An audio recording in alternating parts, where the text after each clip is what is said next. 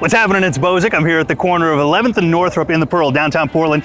This spot right here, this hallowed ground upon which I stand, will be the epicenter of the Northwest whiskey scene, Whiskey Fest Northwest. And I'm going to introduce you to some of the distillers that are going to be responsible for some of the fine beverages that we will be tasting on May 11th, so stay tuned.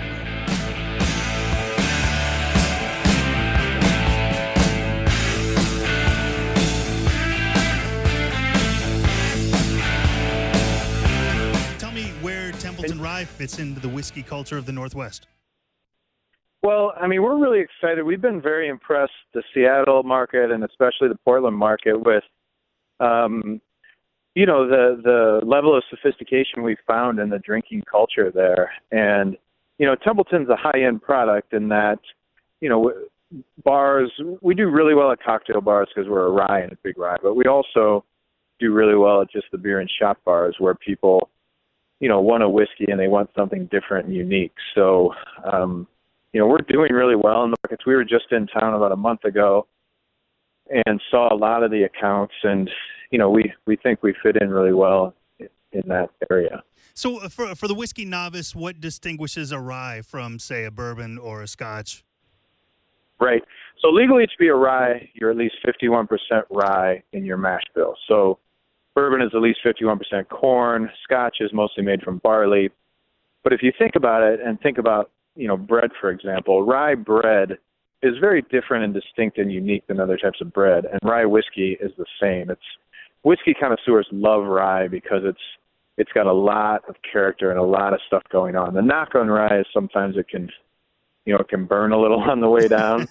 And that's a bad thing? Yeah. Well, some people like that bite, others don't. Templeton, the thing we hear most often when folks try Templeton for the first time is they say, wow, that's really smooth. Because when they taste it and smell it, you think it's going to burn a little, but Templeton is very balanced and finishes very nicely. Are you finding some cities around the country attempting to do Whiskey Fest, this type of event, which is the first one ever in Portland, by the way? Yeah, it makes sense to me. We've been going to the different whiskey events for years, San Francisco, New York, Chicago. I think it makes a lot of sense to have a Portland event because, I think that market's ready. I think there's a lot of sophisticated food and drink folks in there, and I think that, people are striving for education. So it's the tasting part of it can be a little bit difficult if you're tasting that many different whiskeys in a night. Yeah. But at a minimum, you can hear the stories and then, can carry that information on and try them yourself later as well. So is whiskey intended to be drank with food? It seems like whiskey is more of a cocktail, social kind of drink, but you bring up the sophistication in the food scene here in Portland and how it matches the whiskey. Is that something that's done? Well, certainly, both beer and cocktails are starting to get into the food pairings. Cocktails are such a wide variety that, you can have anything from sweet to very different types of drinks. So there are a lot of places that are starting to pair, spirits with food as well. Mm-hmm. I think so. What are some of the more exciting things that you see at these Whiskey Fests? What are some of the things we should definitely look forward to seeing when Whiskey Fest Northwest comes over here to Portland May 11th? Well, particularly for someone who's interested in whiskey and maybe doesn't know too much about it, you can try the different categories of whiskey. Okay, I'm going to try Scotch. I'm going to try bourbon. I'm going to try a rye. And just hearing the different folks tell you the intricacies of their product, some of it's marketing, but a lot of it is real. And you can, if you hear one person say something and then another person, it's kind of like having two sommeliers in the room, and you get past a lot of the marketing stuff, and you really can drill down into, what's really different about the different brands. Yeah. Well, I'm fortunate enough to have this beautiful bottle of Templeton Rye standing right next to me on the counter here. So I'm going to go ahead and pour myself a little shot, and you can tell me what I'm going to be looking for, what I'm going to be smelling for as I put this in the glass. Sure. Well, like I said, Templeton is legally you're 51% rye. We're over 90% rye in our mash bill, which leads to a really, powerful character on the nose and when you taste it. But I would say the thing to really think about with Templeton is the balance. You have you can make a whiskey that's smooth, but there's just not much to it, or you can make a whiskey that's highly complex while you have to choke it down.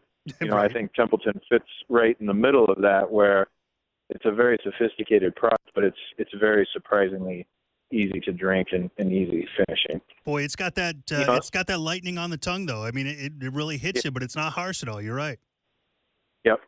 Well, and, you know, Templeton, I think we're very unique in the industry. Our story, you know, is there's really not much like it. You know, it was made illegally for many, many years during Prohibition, big part of the Capone bootlegging empire in Chicago. And, you know, it really dates back almost 100 years and, you know, touches a lot of different parts of American history. So there's a lot of heritage, you know, behind our brand. No, is it because of the high alcohol content, or was it because it was illegal? It was distilled with a higher content, so you could ship, so you could stretch it farther. Well, I think the reason that we typically had used a lot of rye back then was, you know, back in those days on the farm, rye was sort of the last grain on the farm. You would feed the grain to your animals or whatever. And with the rye, really the best market or use for it was to distill it. And, you know, you could make a more valuable product that was easier to transport by turning that grain into whiskey. Well, Scott, May 11th, Whiskey Fest Northwest. Are you going to be here? Are you going to be representing Templeton here in town? Yeah, we absolutely are going to be there. We're excited about it. You know, I'm excited to get back out to some of the bars and restaurants that we saw on our last trip. You guys got a great scene there. You know, basically my job is to go around to all the good bars and restaurants across the country, and Portland stood right up there with some of the best. So I have to imagine that you needed more time than you probably had. Yeah, you'd be surprised how many we can hit in a day, but yeah, you know, I'd like to be back there where I wasn't quote unquote working and just be able to enjoy myself for the weekend. Yeah. Well, Scott, I'm a fan of the whiskey, and look forward to meeting you at Whiskey Fest Northwest, sir. Yeah, keep spreading the word out there. We appreciate it. When the whiskey's all gone and the